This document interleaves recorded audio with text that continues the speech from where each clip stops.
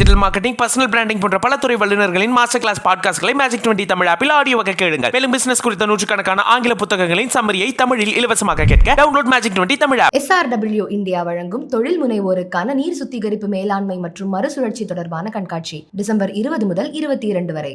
7 தலைமுறைகள் பாரம்பரியமிக்க ஒரே சித்த மருத்துவ ஸ்தாபனம் சேலம் சிவராஜ் சித்த வைத்தியசாலை. இப்பொழுது சேலம், ஈரோடு, சென்னை, ஹொசூர், திருப்பத்தூரில் தினசரி மருத்துவரை சந்திக்கலாம். தொடர்புக்கு 9842722500. மீடியா உங்கள் கனவா? படிக்கும் அனைவருக்கும் internship, placement assistance. Pandey School of Journalism short term கோர்ஸில் உடனே சேர 7338824242.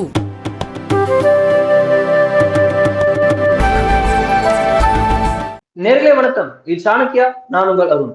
இன்று நம்மோடு டெல்லியிலிருந்து மூத்த பத்திரிகையாளர் டெல்லி ராஜகோபாலன் சார் இணைந்துள்ளார். கேட்பதற்கு நிறைய இருக்கிறது. இந்த வார டெல்லி நியூஸில் என்னென்ன விஷயங்களை சொல்ல இருக்கிறார், உங்களை போலவே நானும் ஆவலுடன் இருக்கிறேன். வாருங்கள், கேட்டு தெரிந்து கொள்ளலாம். சார் வணக்கம். நமஸ்காரம். நமஸ்காரம். நமஸ்காரம். டெல்லி லீக்ஸ் என்பது இன்றைய டெல்லி லீக்ஸ் கேட்காதீங்க. நான் இப்போ 2 டிகிரி அருண், இது பாருங்க, இவ்வளவு கிளவுஸ், கைது மஃப்ளரு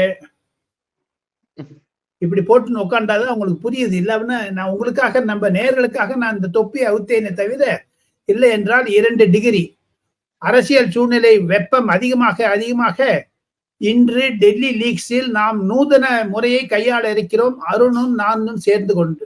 இது நேயர்களுக்கு கவரக்கூடும் என்று ஒரு எக்ஸ்பெரிமெண்ட் பண்ண போகிறோம். எப்படி இந்தி கூட்டணியில் எக்ஸ்பெரிமெண்ட் பண்றாங்களோ அதே மாதிரி நம்மளும் 5 டெல்லி லீக்ஸ் வைத்திருக்கிறேன். 5 ரொம்ப சென்சேஷனல், ஹாட், சிஸ்லிங் ஹாட்னு இங்கிலீஷ்ல சொல்லுவாங்க. அப்பெல்லாம் பொரியுது, அந்த மாதிரி பொரிய போகுது. இத்தனை வயது முதிர்ச்சியிலும் அருணுடைய வயதை, இலங்கை வயதை இரண்டையும் சேர்த்து கொண்டு பார்த்தால் நாம் இருவரும் 100 வயது. எனக்கு 72, அவருக்கு 25, 300 வயசு எங்க 2 பேருக்கு. இதனுடைய எக்ஸ்பீரியன்ஸ் என்னன்னு கேட்டா, என்னது 40 வயசு, அவருக்கு 10, 50 வருஷம். எல்லாத்தையும் சேர்த்து பார்த்தீங்கன்னா நேயர்களுக்கு ஒரு புதிய அணுகுமுறை இன்று கையாள இருக்கிறோம். நீங்க 75 இல்ல சார், ஆல்வேஸ் யங் கன் பிளேசிங் தான் சொல்லணும். முதல் விஷயமா நான் கேட்க இருக்கிறது சார், அங்க நீங்க சொன்னது போலவே ரொம்ப குளிர், சொட்டர் போட்டுக்கிறீங்க, சொட்டர் தலையில குல்லா போட்டுக்கிறீங்கன்னு பார்த்தோம். நீங்க தலையில குல்லா போடுறீங்க, பட் சில பொலிட்டிஷியன்ஸ் தலையில துண்டு போட்டுக்கிற மாதிரி சிலது நடந்ததா கேள்விப்படுறோம். ஒரு பிரேக்கிங் நியூஸ் காலையில ஒட்டுமொத்தமா பலரையும் நெருடலாக்கி இருக்கிறது, குறிப்பா எதிர்கட்சிகள் மத்தியில். அது வெளியில எது கசியக்கூடாதுன்னு நினைச்சாங்களோ அது கசிஞ்சது போல அவர்களுக்குள் இருக்கக்கூடிய ஒரு முணுமுணுப்பு. INDA கூட்டணியில பேச்சுவார்த்தை தலைவர்கள்லாம் நேற்று பேசிய போது, 3வதாக நிதிஷ்குமார் அவர்கள், பீகார் முதல்வரும் JDU ஐக்கிய ஜனதா தளத்தின் தலைவரும் முக்கிய தலைவருமான திரு நிதிஷ்குமார் பேசியிருக்கிறார். அதை பேசின உடனே, அவர் ஹிந்தியில பேச உடனே TR பாலு அவர்கள் எங்களுக்கு இங்கிலீஷ் டிரான்ஸ்லேஷன் வேணும் அப்படின்னு கேட்க, அதுக்கு நிதிஷ்குமார் அவர்கள் கோவப்பட்டு பேசியதாக ஒரு தகவல். இதை நம்ம சாணக்கிய உட்பட எல்லா டிவிலையும் நம்ம பிரேக் பண்ணியிருந்தோம், அங்க நம்ம டெல்லியில இருந்து பிரேக் ஆன உடனே. ஆனா அங்க என்ன நடந்தது, அங்க யார் என்ன ரியாக்ட் பண்ணா, ஒட்டுமொத்த சீக்வன்ஸ் அதை நீங்க சொல்ல முடியும்? கண்டிப்பாக நேற்று 19ஆம் தேதி செவ்வாய்க்கிழமை 2023 டிசம்பர் என்ன நடந்தது? அந்த இந்தி கூட்டணி அசோகா ஹோட்டல், டெல்லியில் உள்ள பிரபலமான 5 நட்சத்திர ஹோட்டல், 5 ஒரு பெரிய பொதுக்கூட்டம் மாதிரி 28 கட்சி தலைவர்களுக்கு இருந்தார்கள். அதில் நிதிஷ்குமார் மிகவும் கோபப்பட்டார். அவரை தலைவராக அறிவிக்கவில்லை. பட்னா, பெங்களூரு, மும்பை, டெல்லி இந்த 4 நகரங்களில் நடந்த கூட்டத்தினுடைய ஒரு சாராம்சம், நிதிஷ்குமார் ஒதுக்கப்பட்டார். நிதிஷ்குமார் சைட் லைன் என்று தான் ஆங்கிலத்தில் சொல்லுவார்கள். நிதிஷ்குமார் ஒரு பெரிய ஒரு காரியம் செஞ்சார். அவர் பேசிட்டே இருந்துச்சு, ரொம்ப கோபப்பட்டார். எனக்கு சொன்னது மனோஜா என்று இருக்கக்கூடிய லாலு பிரசாத் யாதவனுடைய MP. அவர் தேஜஸ்வி யாதவுக்கு மிக மிக நெருக்கமானவர். தமிழ்நாட்டிற்கு பல முறை தேஜஸ்வி யாதவுடன் திமுக கூட்டத்தில் வந்திருக்கிறார். அவர் பின்னாடியே உட்கார்ந்துப்பார், நீங்க பார்த்திருக்கலாம். மனோஜா என்பவர் DNUல கண்ணாடி போட்டிருப்பார். ஜவஹர்லால் நேரு யூனிவர்சிட்டியில ப்ரொஃபஸரா இருக்கார். அவர் தான் ஹிந்தியிலிருந்து ஆங்கிலத்துக்கு மொழிபெயர்த்து சொன்னவுடன் நிதிஷ்குமார் சொன்னார், ரோக்தோ யார் ரோக்தோ, கியூ டிரான்ஸ்லேட் கர்ற, சுப் ரஹோ அப்படின்னு மிரட்டினார். நீ ரோக்தோன்னு நிறுத்து, क्यों आप ट्रांसलेट कर रहे हैं, why are you translating into English, ஓ லோக் ஹிந்தி சீக்னே தோ தமிழ் சே ஆகிய படே லோக அப்படின்னு கோபப்பட்டார். இவங்கெல்லாம் யாருங்க இவங்க வந்திருக்காங்க இங்க அப்படின்னு. இது நடந்ததனுடைய தாத்பரியம். இதுதான் டெல்லி லீக்ஸ் வரும் காரணம். நிதிஷ்குமார் ஒதுக்கப்பட்டார், ராகுல் காந்தியினால் சைட்லைன் செய்யப்பட்டார், இந்திரா காந்தியால் நிராகரிக்கப்பட்டார். அதையும் தவிர மம்தா பானர்ஜி நிதிஷ்குமாரை பிரதமராக முன்மொழியாமல், இன்னைக்கு பாத்தீங்கன்னா பெரிய போஸ்டர் ஒட்டியிருந்தாங்க டெல்லியில, நிதிஷ்குமார் ரகலே பிரதான் மந்திரி அப்படின்னு. அது நடக்கல. ஆனால் மம்தா பானர்ஜி வந்து மல்லிகார்ஜுன் கார்கே சொன்ன உடனே இவங்க ஷெட்யூல் காஸ்ட், ஷெட்யூல், இவர் ஒரு குருமி ஜாதி. இவர் நிதிஷ்குமார் தலித்தை விட கீழன். அவர் ஏன் பண்ணல அப்படின்னு கேட்டா அவர் அதனால நேத்தி நைட்டு 8 மணிக்கு தன்னுடைய இல்லத்தில் அனைத்து 17 எம்பிக்களையும் கூப்பிட்டு ஒரு கூட்டம் போட்டார். அதில் ஹர்வன்ஸ்ராய் பச்சன் கூட கலந்து கொண்டு, அதாவது ஹன்ஸ்ராஜ் அவர் ராஜ்யசபாவுடைய துணைவர், அவர்களும் கலந்து கொண்டார். ஹரிவன்ஸ் பிரசாத் அவர் வந்து சொன்ன உடனே என்னை பொறுத்த மட்டில் நிதிஷ்குமார் சைட்லைன் செய்யப்பட்டார். அந்த கோபத்தில் தான் திமுகவை சாடினார். அதுதான் டெல்லி லீக்ஸ். இதுக்கு திராவிட முன்னேற்ற கழக எம்பிக்கள் என்ன பதில் சொல்ல இருக்கிறார்கள்? குறிப்பாக மு.க. ஸ்டாலின் முதலமைச்சர் பற்பல ரீதிகளில் பார்த்தால் டெல்லி வந்து இறங்கிய உடனேயே குழு பெரியவர் குழு தாங்காமல் அன்று இரவும் அன்பழகனுடைய பட திறப்பு விழா, நேற்று அவருடைய பிறந்த நாளா இருந்ததுனால அவர் முடிச்சாரோ இல்ல கார்ல ஏறும்போது பொன்முடி விஷயம் ஒயர்லெஸ்ல சொல்லிட்டாங்க போலீஸ். உடனே அவர் பெரிய ஷாக் ஆயிடுச்சு, அவரால் ஜர்க் ஆயிடுச்சு, அவருக்கு தலை ஆடிச்சு. அங்கேருந்து அரவிந்த் கெஜ்ரிவால் வந்து அவர் என்ன பேசுறான்னு கண்டுக்க முடியல. ராகவ் சட்டாங்கர் வந்தாரு, நம்ம டி.ஆர். பாலுவும் ஏ ராஜாவும் தான் பேசியிருந்தேங்க. Mister MK. ஸ்டாலின் முதலமைச்சருக்கு எண்ணம் எல்லாம் செந்தில் பாலாஜி போன பிறகு அவரை நீடித்து வைத்திருக்கிறவை முதலமைச்சர் பதவியில் இருந்து, அதாவது முதலமைச்சருடைய அனுமதியுடன் மந்திரியாக பொன்முடிக்கு என்ன செய்ய வேண்டும், பொன்முடியினுடைய எதிர்காலம் எப்படி இருக்கும், அவர் வெளியே சென்று விட்டால் அங்க இருக்கக்கூடிய இலாக்காவிற்கு யார் கொடுப்பார்கள், கவர்னர் தனக்கு அழுத்தம் தராமல் இருக்க வேண்டும். இத்தன் நடுவிலே அண்ணாமலை ஸ்டேட்மெண்ட், எடப்பாடி ஸ்டேட்மெண்ட் இதெல்லாம் வரிசையா வந்துட்டே இருக்குது. அந்த ஆத்திரத்தில் இவர் கேட்டாரு கேள்வி அந்த பொதுக்கூட்டத்துல, what they are talking in English, let them translate in Hindi, English அப்படின்னு. உடனே நம்ம நிதிஷ்குமார் கோவம் கேட்கணும், தலைக்கு மேல போயிடுச்சு கோவம். why are you talking this? ராகுல் காந்தி சைலண்ட் சைலண்ட் சைலண்ட் அப்படின்றாரு. இதெல்லாம் எனக்கு நேர்முகை வர்ணனை செய்தது. அவர்கள் வேண்டுமென்றே நிதிஷ்குமார் தரப்பிலிருந்து லீக் செய்யப்பட்ட விஷயம். தாங்கள் கேள்வி கேட்டால் மு.க. ஸ்டாலினுடைய டெல்லி விஜயம் என்பது எப்படி என்று கேட்டால் நான் ஒரு வரியில் பதில் சொல்ல விரும்புகிறேன். அருண், இந்த INDAல வந்து பிரதமர் வேட்பாளராக திரு கார்கே அவர்களை முன்னிறுத்தணும் அப்படின்ற விஷயத்த மம்தா பானர்ஜி அவர்களும் அரவிந்த் கெஜ்ரிவால் அவர்களும் ரியாக்ஷன் கொடுத்திருக்காங்க. சொன்னோடனே அதுல வந்து ரியாக்ஷன்ஸ் என்னென்ன, நம்ம முன்னாடியே சொன்னது போல எல்லாருமே வந்து ஒரு இவர் கார்கேன்னு ஒத்துக்கிட்டாங்க அப்படின்ற விஷயத்த நீங்க சொன்னீங்க. இதுல அகிலேஷ் யாதவ் என்ன ரியாக்ட் பண்ணாரு, சரத் பவார் அவரும் ஒரு பிரைம் மினிஸ்டர் ஆஸ்பிரண்டா தன்னை சொல்லிட்டு இருக்கக்கூடியவர், அவரும் என்ன சொன்னாரு. சோ இது போல பலர் இருக்காங்க, அவங்க எல்லாம் என்னென்ன நிலை எடுத்தாங்க? அந்த இண்டி கூட்டணியில் புள்ளி கூட்டணியில் 5 முக்கிய தலைவர்கள் அருண். ஒன்று மம்தா பானர்ஜி, அடுத்தது சரத்பவார், மூன்றாவதாக மு.க. ஸ்டாலின், நான்காவதாக நிதிஷ்குமார், ஐந்தாவதாக அகிலேஷ் யாதவ்.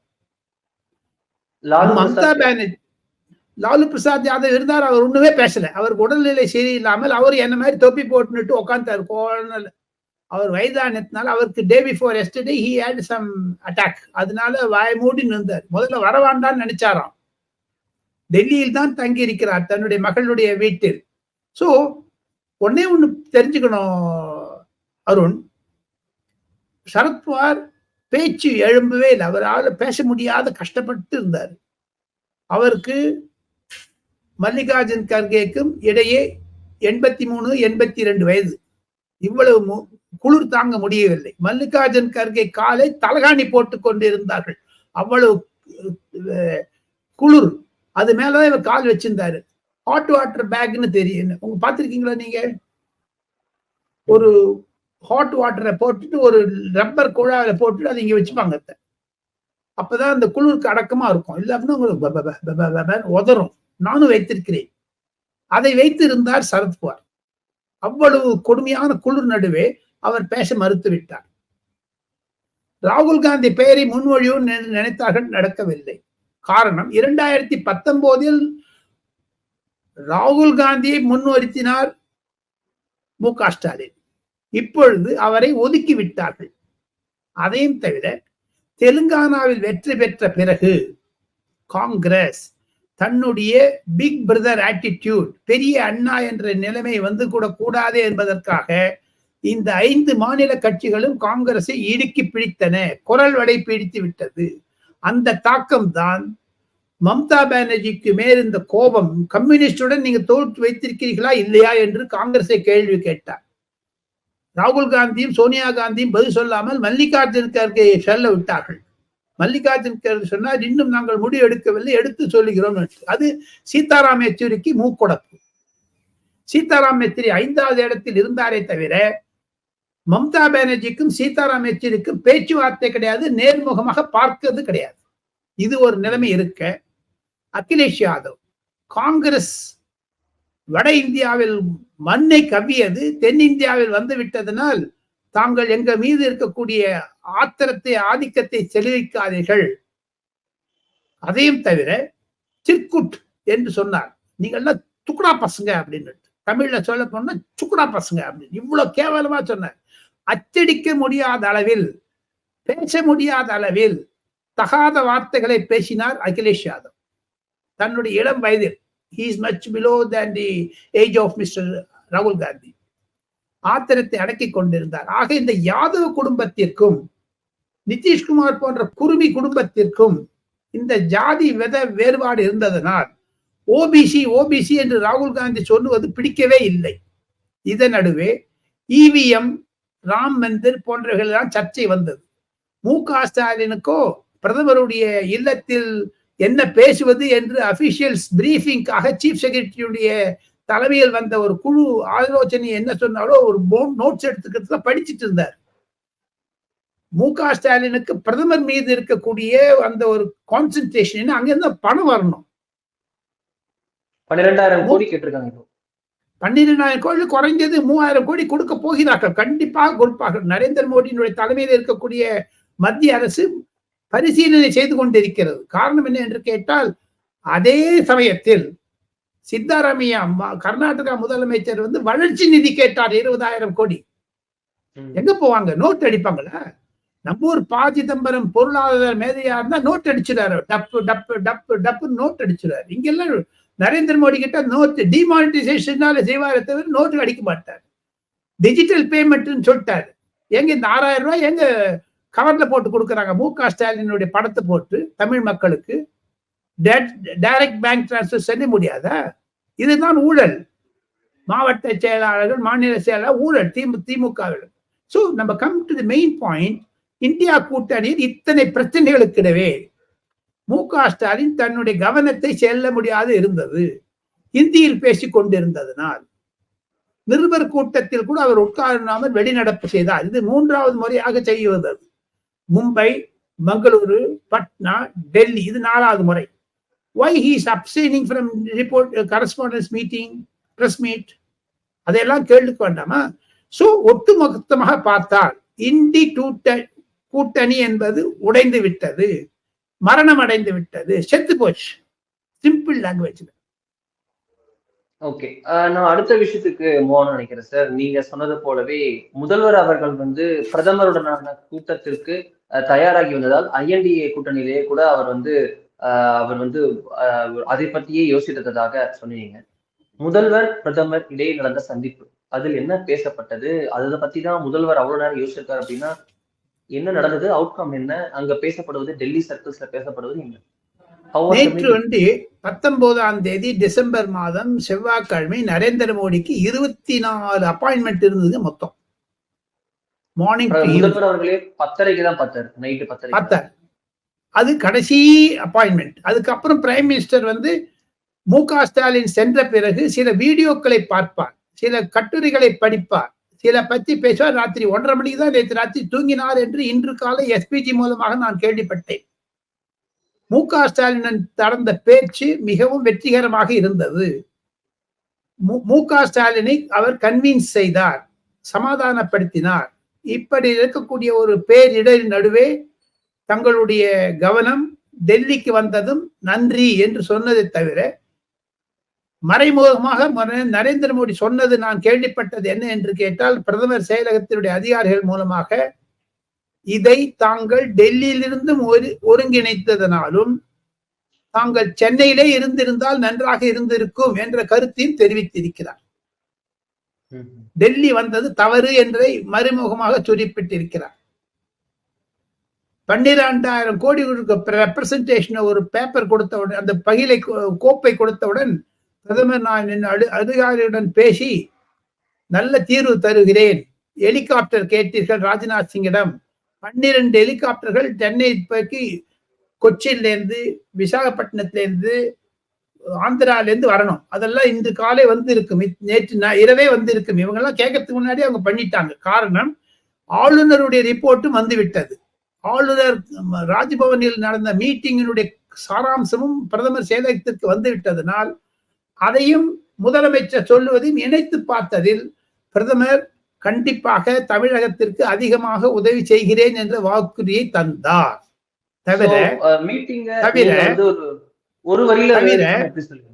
அதையும் தவிர பிரதமருடன் மு.க. ஸ்டாலின் அவர்கள் 15 நிமிடம் தனியாக பேசிக் கொண்டிருந்ததாகத்தான் எனக்கு வரக்கூடிய செய்திகள். அதில் டி.ஆர். பாலுவும் இல்லை, மற்ற அதிகாரிகள் இல்லை, டி.ஆர். பாலுவை சேர்க்கவில்லை. இதையெல்லாம் 1-to-1 பேசியதில் 3 முக்கிய குறுக்க வந்திருக்க கூடும் என்று யூகங்கள் சாணக்கிய நேயர்களுக்கு பொலிட்டிக்கல், பர்சனல், இந்தி கூட்டணியில் நடந்தது. பாருங்க, பிரைம் மினிஸ்டர் பாருங்க, இந்தி கூட்டணி நாட்டில் நடந்துட்டே இருக்குது. மம்தா பானர்ஜிக்கு, மு.க. ஸ்டாலினுக்கு, சிபு சோரேனுக்கு, மகன் ஹேமந்த சோரேனுக்கு, சித்தராமையாக்கெல்லாம் அப்பாயின்மெண்ட் தர்றாங்க. அங்க நடக்கிறது உழவு காக்குறாரா பிரைம் மினிஸ்டர்? இல்ல அவங்க கிட்ட கேட்கறதுக்கு ஆசைப்படுறாரா தெரியல. அந்த கூட்டத்தை டைல்யூட் பண்ணி விட்டாரே, சாதாரணமாக ஒன்றுமில்லாத செய்து விட்டாரே. அதுதான் நரேந்திர மோடியினுடைய ஆளுமை என்பது. இந்த முதல்வர் பிரதமர் இந்த மீட்டிங்க்கு நீங்க ஒன் லைன்ல நீங்க டிஃபைன் பண்ண என்ன சார் சொல்லுவீங்க? வெற்றி, பிரதமருக்கு வெற்றி, மாபெரும் வெற்றி. அதையும் தவிர முதல்வருக்கும் வெற்றி, தமிழக மக்களுக்கும் வெற்றி, ஆல் சைடு கரெக்ட்ன்ற மாதிரி சொல்லாம நம்ம பாசிட்டிவா அப்படி அரசியல் ரீதியாக பார்த்தால் அருண், மு.க. ஸ்டாலினுடைய டெல்லி விஜயம் என்பது இந்தி கூட்டணியை பற்றித்தான்.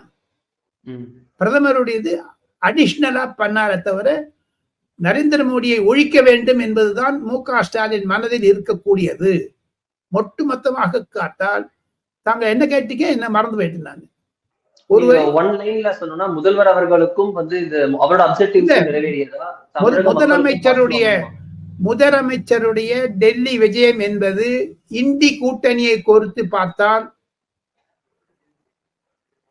தோல்வி,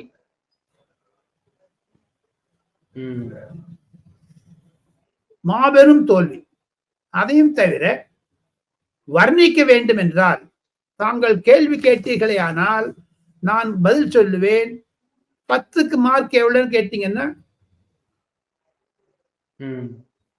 4 மார்க். இதுக்கு மேல ஒண்ணும் கிடையாது. அதுல தவிர வெற்றி இல்லை.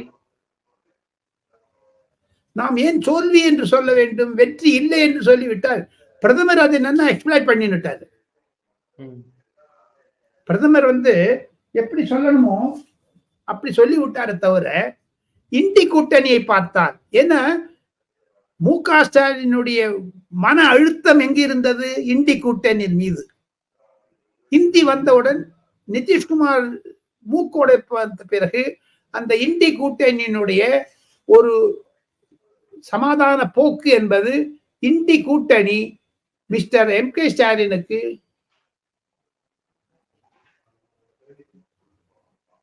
ஓகே 0.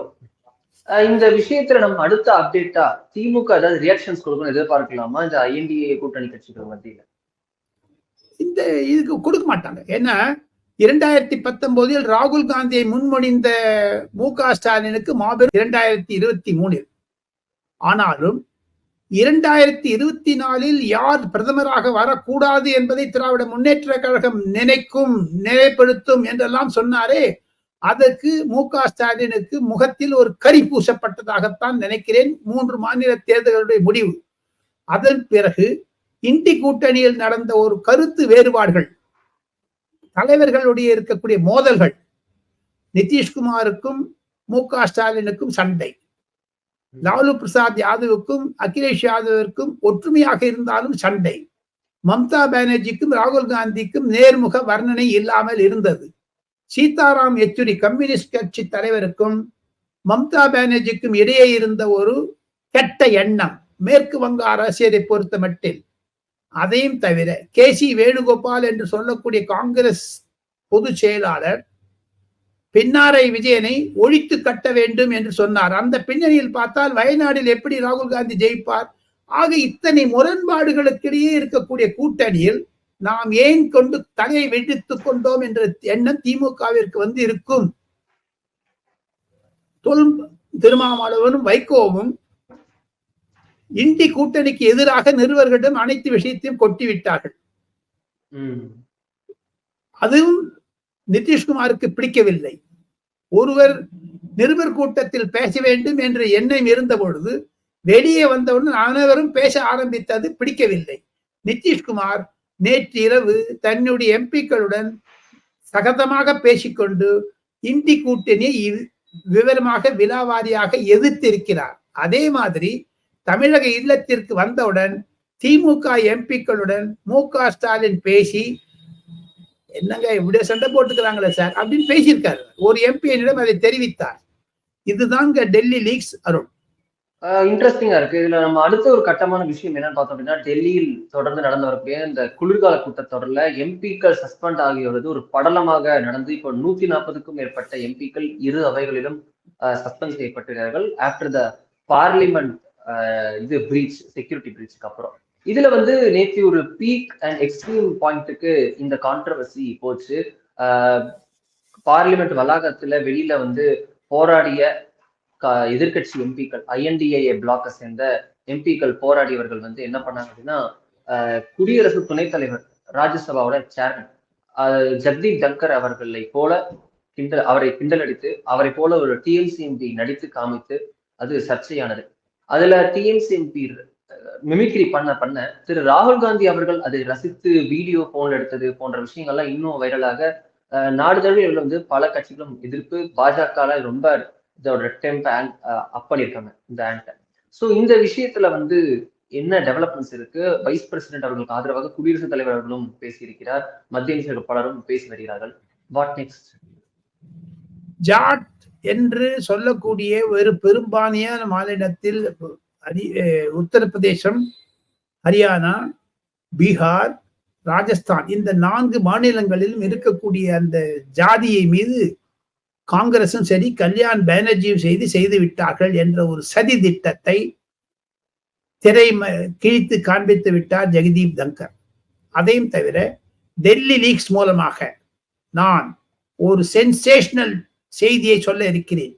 தயவுசெய்து தாங்கள் அமர்வில் இருக்கிறீர்களே, தங்களுடைய நாற்காலியை பிடித்து கொண்டு பேசவும், என்னிடம் கீழே விழுந்து விடக்கூடாது தாங்கள். அப்படிப்பட்ட ஒரு சென்சேஷனல் நியூஸ் டெல்லி லீக்ஸ். இது வேறு எந்த தொலைக்காட்சியிலோ அல்லது பத்திரிகையிலோ வராது. எப்பொழுது கல்யாண் பானர்ஜி இது மாதிரி மிமிக்ரி செய்தாரோ, எப்பொழுது அதை ராகுல் காந்தி படம் எடுத்தாரோ, அதே சமயத்தில் தொலைக்காட்சியில் பார்த்த பிறகு ஜெகதீப் தங்கர் அதாவது ராஜ்யசபாவிற்கு வந்து ப. சிதம்பரத்திடம் கேள்வி கேட்டார். உங்களுடைய தலைவர் என்னை இவ்வளவு அவமானத்தப்பட வேண்டுமா என்று. ப. சிதம்பரத்திற்கு பேச வாய் இல்லை, மூச்சு இல்லை, வாய் இல்லை. அதே ப. சிதம்பரம் சங்கர் தயாள் சர்மாவை அழ வைத்தார் நாடாளுமன்றத்தில். அவர் மந்திரியாக இருந்த பொழுதும் சரி ஒத்துழைக்காமல் இருந்தார். ஆக ப. சிதம்பரத்தின் இந்த கேள்வி கேட்டவுடன் நான் சொல்லக்கூடிய செய்தி என்ன என்று கேட்டால், ஜெகதீப் தங்கர் ராஜினாமா செய்ய தயாராகிவிட்டார். நான் இனிமேல் இந்த பதவியில் இருக்க மாட்டேன் என்று உடனடியாக அமித்ஷா சென்று பார்த்து அவரை சமாதானப்படுத்தி, திரிணாமுல் காங்கிரஸ் வேண்டுமென்றே நான் மேற்கு வங்காளத்தில் ஆளுநராக இருந்தபோது என்னை அவமானத்தைப்படுத்துகிறார்கள், என்னை கேலி செய்கிறார்கள், என் பதவிக்கு ஆபத்து இல்லை தவிர, என் பதவிக்கு ஆபத்து இருந்தாலும் வைஸ் பிரசிடென்ட் சேர்மன் ராஜ்யசபாவிற்கு ஒரு இழுப்பு என்று அது ராஜினாமா படிதத்தை கையெழுத்திடாமல் மிஸ்டர் அமித்ஷாவிடம் தன்னுடைய ஆதங்கத்தை தெரிவித்தது. நரேந்திர மோடியிடம் அமித்ஷா அதை தெரிவித்தார் பிரதமரிடம். இதையெல்லாம் இந்தி கூட்டணி நடப்பதற்கு முன்பாக நடந்தது அருண். இந்த விஷயத்திலேயே ராகுல் காந்திக்கு படபடப்பாகிவிட்டது. படபடப்பு. ராகுல் காந்தி நினைத்தாரே பியார் கா துகான் என்று சொன்னாரே, முகப்பத் கி துகான், அதாவது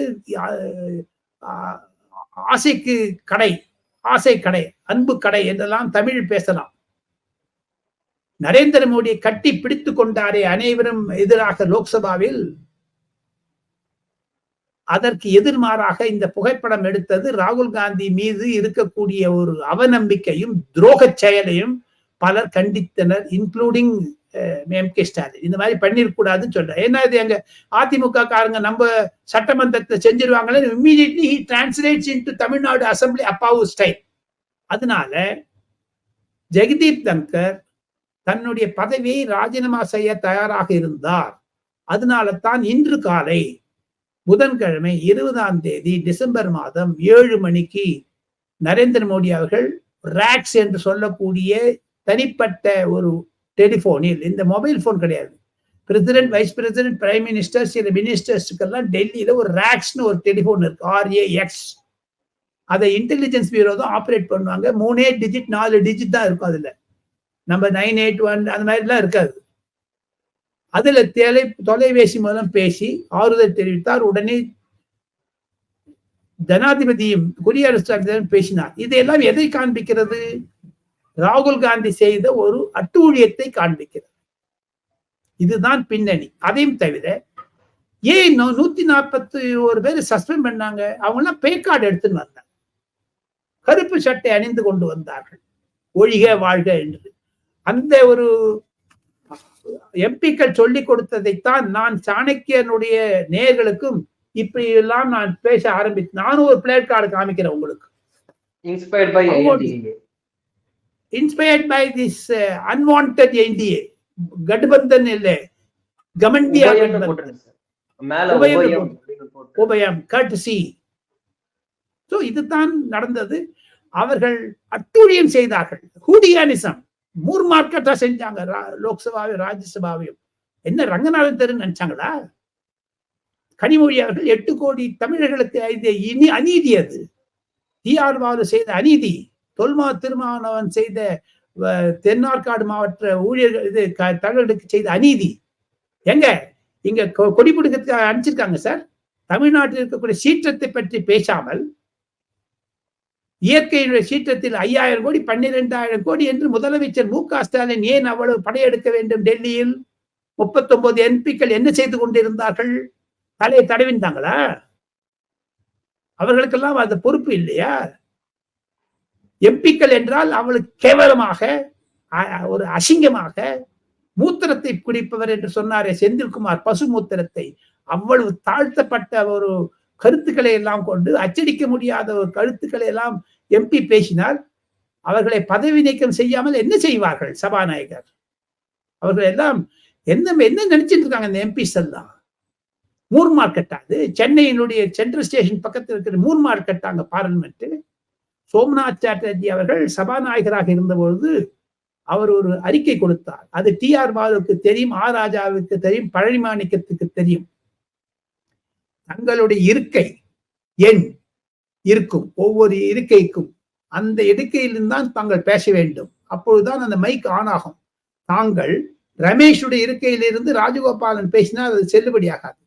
அப்பேற்பட்ட கண்ணியமான ஒரு கட்டிடத்திற்கு, அமைப்பிற்கு களங்கம் விளைத்தது திமுக எம்பிக்கள், குறிப்பாக செந்தில்குமார் என்ற ஒரு யோகியதை இல்லாதவர். பசுமுத்திரம் என்பது பேசுவார்களா? என்ன நினைச்சிட்டு இருக்காங்க வட இந்தியர்களை பற்றி என்றெல்லாம் அந்த ரூபத்தில் தான் மிஸ்டர் ஓம் பிர்லாவிற்கு கடிதம் எழுதி அனைத்து எம்பிக்களும் எழுதி நான் தடை செய்கிறேனே தங்களை எல்லாம் பாராளுமன்றத்தில் குதித்தவருக்கு சாதகமாக தாங்கள் பேசுகிறீர்கள் என்று சொல்லி இருக்கிறார். இதையெல்லாம் சாணக்கிய நேயர்களுக்கு உணர்த்த வேண்டும் என்பதுதான் என்னுடைய கருத்து. என்னுடைய கடைசி கருத்தாக நான் சொல்லிக்கொண்டு இதை பேட்டியை முடித்துக் கொள்ளலாம். அருண், இதுல ஒரே ஒரு கேள்வி, நான் உங்களை விடமாட்டேன் சார். நீங்க ஒரு எதிர்பார்ப்பை கிளப்பி விட்டீர்கள். ஒரு விஷயத்த சில தினங்களுக்கு முன்பு போட்டு அதோட டெவலப்மெண்ட்ஸ் வரும்போது பேசலாம்னு சொன்னீங்க. I think this is perfect time. No sir, no. நீங்க ஒரு முக்கியமான விஷயத்த சொன்னீங்க, நீங்க மறந்துருக்கலாம், நான் மறக்க மாட்டேன். தமிழகத்தில் பாஜகவுடன் கூட்டணிக்கு வர ஒரு கட்சி டெல்லியில் பேசி வருவதாகவும் அதற்கான சமிக்கைகளை தற்போதைய திரு அண்ணாமலை அவர்களுக்கு ஆதரவாகவும் மத்திய அரசுக்கு ஆதரவாகவும் சில கருத்துக்களை கூறி சமிக்கைகளை கொடுத்து வருவதாகவும் நீங்க தேமுதிக விஜயகாந்த் அவர்களுடைய துணைவியார் பிரேமலதா அமித்ஷாவினுடைய ஆதரவான நண்பர்களிடம் பேசி வருகிறார். அடுத்த வாரம் டெல்லிக்கு விஜயகாந்துடன் டெல்லிக்கு வரக்கூடும் என்ற எதிர்பார்ப்பு இருக்கிறது. எது இருப்பினும் தேமுதிகவினுடைய கூட்டணி பாஜகவுடன் உறுதி செய்யப்பட்டது. 8 கூட்டணிகள் கட்சிகள் அண்ணாமலை தலைமையில் இருக்க இருக்கிறது. அது தமிழக அரசியலுடைய தண்டவாளத்தை மாற்றும் என்ற ஒரு ராஜ பாட்டையை மாற்றும் என்று கூட சொல்லலாம். அண்ணா திமுகவிற்கு ஒரு மாபெரும் ஒரு இடியாகவும் இருக்கும் அந்த கூட்டணி அமைந்ததென்றால். அதற்காக உருவாகி வருகிறது. அதுதான் டெல்லி லீக்ஸ் வரும். இதை பற்றி நான் விவரமாக அடுத்த வீடியோவில் சொல்ல இருக்கிறேன். இப்போ நான் சொல்ல வேண்டாம். இது அனைத்தும் அது இனிஷியல் ஸ்டேஜில் இருப்பதனால் அமித்ஷா அவர்கள் சில பத்திரிகை ஆசிரியர்களை சந்தித்தார். அதில் நானும் ஒருவனாக இருந்தேன். பற்பல விஷயத்தை சொன்னார். கடைசியாக டெல்லி லீக்ஸ் மூலமாக பிரேமலதா டெல்லி விஜயத்தை தவிர exclusive news break Delhi leaks Chanakyan நேயர்களுக்கும் ரமேஷ் நேயர்களுக்கும் ரங்கராஜ் பாண்டே நேயர்களுக்கும் ஒரே ஒரு கருத்தை சொல்லி முடிக்க ஆசைப்படுகிறேன். மத்திய உள்துறை அமைச்சர் அமித்ஷா அவர்கள் 4 பத்திரிகை ஆசிரியர்களை சந்தித்த பொழுது நானும் இருந்தேன்.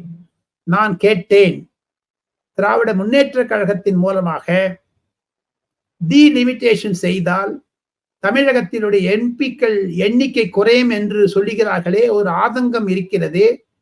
டீலிமிட்டேஷன் கமிஷன் எப்பொழுது அமைக்க இருக்கிறீர்கள் என்று அமித்ஷா சொன்ன பதில், தென்னிந்தியாவில் இருக்கக்கூடிய 6 மாநிலங்களுக்கு அநீதி கிடைக்காது. குறிப்பாக மு.க. ஸ்டாலினிடம் நான் பேச இருக்கிறேன். திமுக எம்பிக்களுடன் கூட்டு அமைந்து ஜனவரி முதலிலோ பிப்ரவரி முதல் வாரத்திலோ நான் பேச இருக்கிறேன் டெல்லியில். அப்பொழுது தமிழகத்திற்கு நீதி கிடைக்கும். டீலிமிட்டேஷன் ஒரு ஃபார்முலா நாங்க ஒரு இவால்வ் பண்ணின்னு இருக்கோம், கட்டளை அமைக்கிறோம். அதாவது எப்படி சொல்றது, we are drawing a delimitation panel. அப்பொழுது தமிழகத்திற்கு நீதி கிடைக்கும் என்று சொன்னார். அதுதான் டெல்லி சூப்பர் டெல்லி லீக்ஸ். அருண், ரொம்ப நன்றி சார். பரபரப்பான தகவல்களை இம்முறையும் டெல்லி சொன்னதற்காக மிக்க நன்றி. இன்னொரு நிகழ்ச்சியில நம்ம நிச்சயம் சொல்லிக்கிறோம். நமஸ்கார். நமஸ்கார்.